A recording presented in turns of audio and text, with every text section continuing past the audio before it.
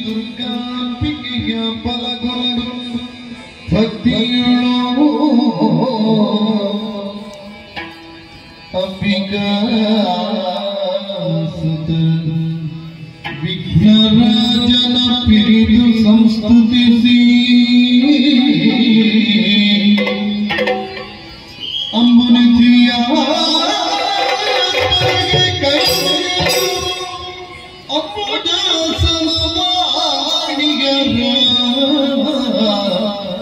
ಪಾದಾಂಬುಗೆ ಪೊಡಮಡುಗ ಮಣಿಪಿನಿ ಕಥಾಮೃತವ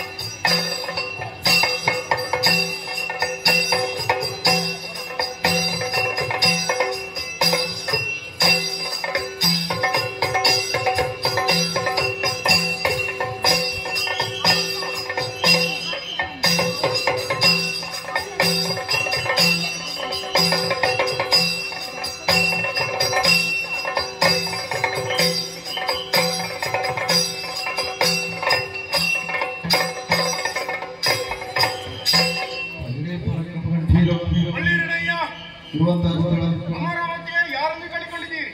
ದೇವೇಂದ್ರ ಎಂದು ಹೇಳಿದ್ದೇವೆ. ಹಾಗೆಂದು ಕಳಿಗಳು ಹೋದರಿದ್ದ ವಿಚಾರ ಹಲವಾರಿದೆ ಹಲವಾರಿದೆ.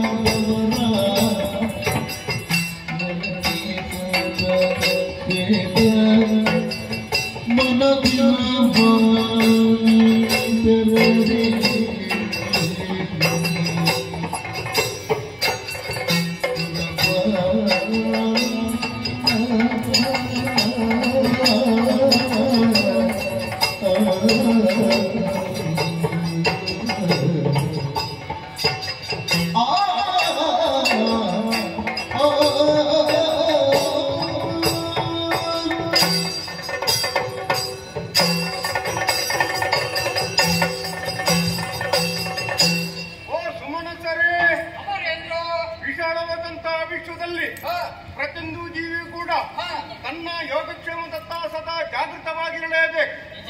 ಅಲಭ್ಯಾಲಭವೇ ಯೋಗ, ಲಬ್ಧ ಸಂರಕ್ಷಣೆ ಕ್ಷೇಮ. ಸಾಮಾನ್ಯನಿಗೆ ಸಂಪಾದಿಸಲಾಗದನ್ನು ಈ ಕಾಲದಲ್ಲಿ ಸಂಪಾದಿಸಿ ಅಸಾಮಾನ್ಯವಾದಂತಹ ಪದವಿಯನ್ನು ಪಡೆದಂತಹ ಭಾಗ್ಯಶಾಲಿಗಳೇ ನಾವಾಗಿದ್ದೇವೆ.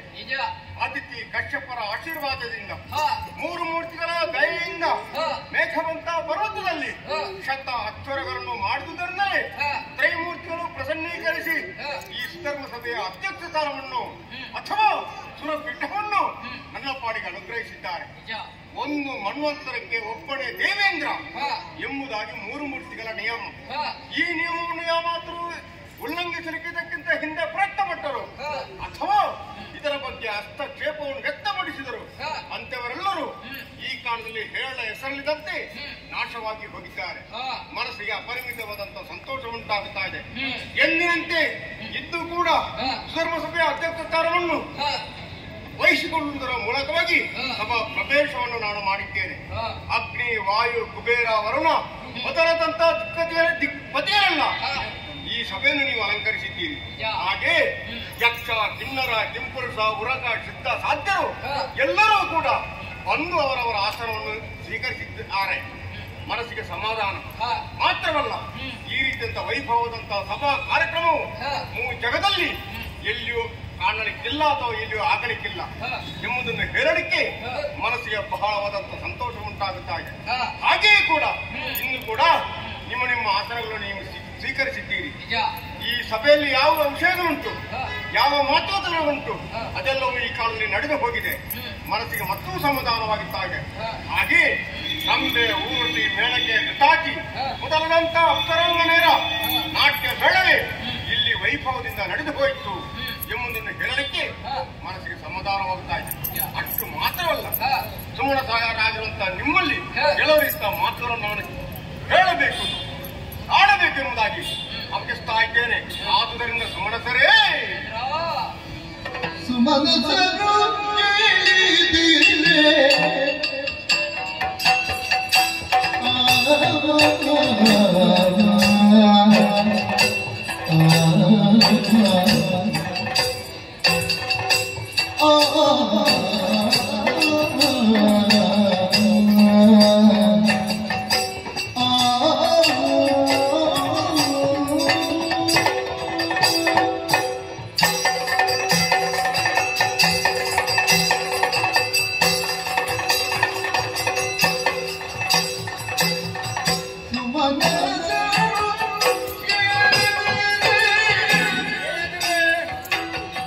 ಕಮಲ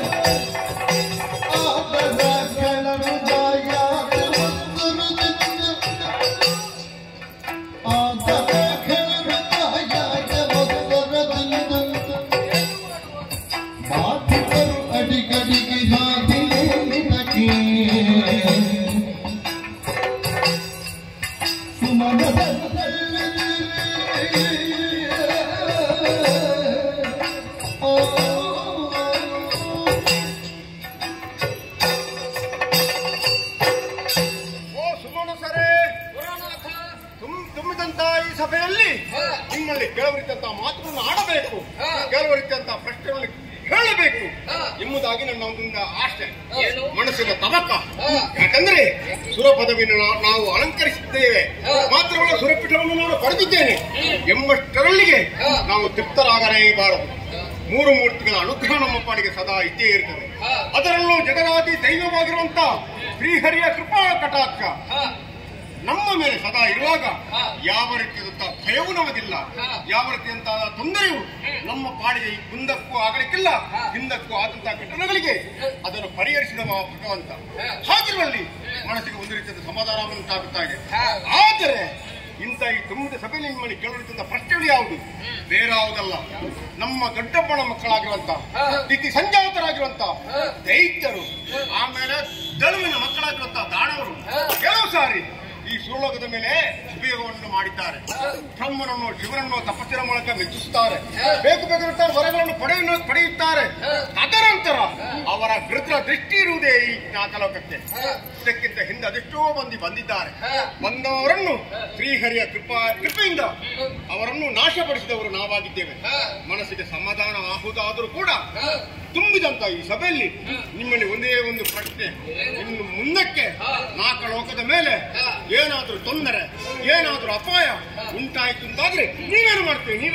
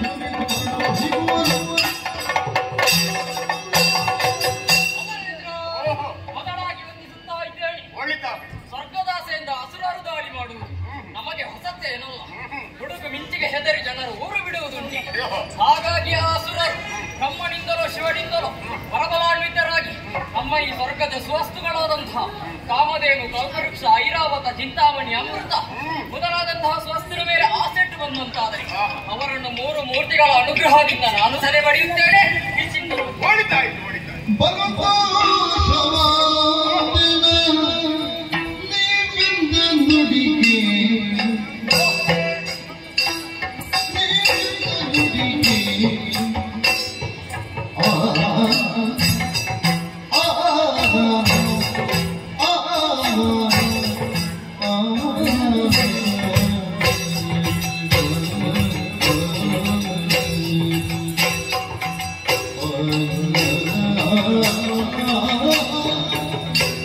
Oh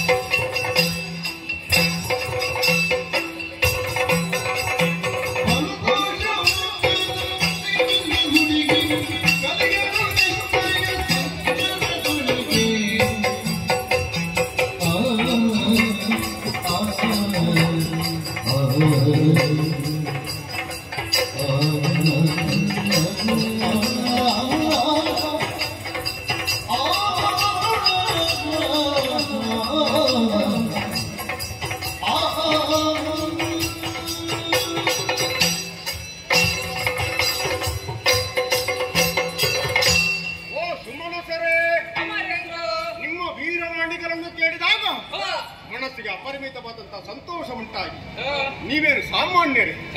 ಹರನ ಸಮಕ್ಷಮದಲ್ಲಿ ಹೊಯ್ದಾಡಬಲ್ಲಂತ ಅಚ್ಚುಳ್ಳ ಪಟು ಭಟನೆ ಆಗಿದ್ದೇನೆ. ನಿಮ್ಮ ಧೀರ ವಾಣಿಗಳನ್ನು ಕೇಳಿದಾಗ ಮತ್ತಷ್ಟು ನನಗೆ ಸಂತೋಷ ಉಂಟಾಯಿತು.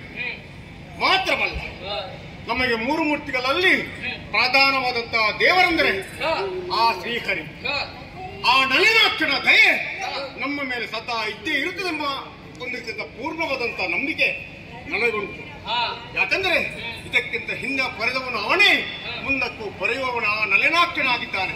ಹಾಗಿರಲಿ ನೀವು ಹೇಳಿದಂತ ಮಾತುಗಳನ್ನು ಕೇಳಿದಾಗ ಮನಸ್ಸಿಗೆ ಅಪರಿಮಿತವಾದಂತ ಸಂತೋಷ ಉಂಟಾಯಿತು. ಯಾವ ಕ್ಷಣದಲ್ಲೂ ಬೇಕಾದ್ರೂ ಆ ದೃಷ್ಟರು ದಾಳಿ ಈ ನಾಲ್ಕಲಕ್ಕೆ ಮಾಡಿದ್ರು ಅಂತಾದ್ರೆ ಅವರನ್ನು ಎದುರಿಸಬಲ್ಲಂತ ಶಕ್ತಿ ಸಾಮರ್ಥ್ಯ ನಮ್ಮಲ್ಲಿ ಉಂಟು, ಮಾತ್ರ ನಿಮ್ಮಲ್ಲಿ ಉಂಟು ಎಂಬುದನ್ನು ಕೇಳಿದಾಗ ಮತ್ತಷ್ಟು ಸಂತೋಷಗೊಂಡಿದ್ದೇನೆ. ಸರಿಯಾದಂತ ಸಮಯಕ್ಕೆ ನಮ್ಮ ಈ ಸಭಾ ಕಾರ್ಯಕ್ರಮವು ಒಳ್ಳೆ ರೀತಿಯಲ್ಲಿ ನಡೆದು ಹೋಯಿತು. ಈ ಕಾರ್ಯಕ್ರಮವು ಮುಕ್ತಾಯದ ಹಂತಕ್ಕೆ ಬಂದು ಮುಟ್ಟಿದೆ. ನೀವೆಲ್ಲರೂ ನಿಮ್ಮ ನಿಮ್ಮ ಸತ್ತಾರಗಳನ್ನು ಸೇರಿಕೊಳ್ಳಿರಿ. ಇನ್ನು ಈ ಸಭೆಯನ್ನು ಈ ಹೊತ್ತಲ್ಲಿ ಮುಕ್ತಾಯಗೊಳಿಸೋಣ ಬಂತೆ. ಹಾಗೆ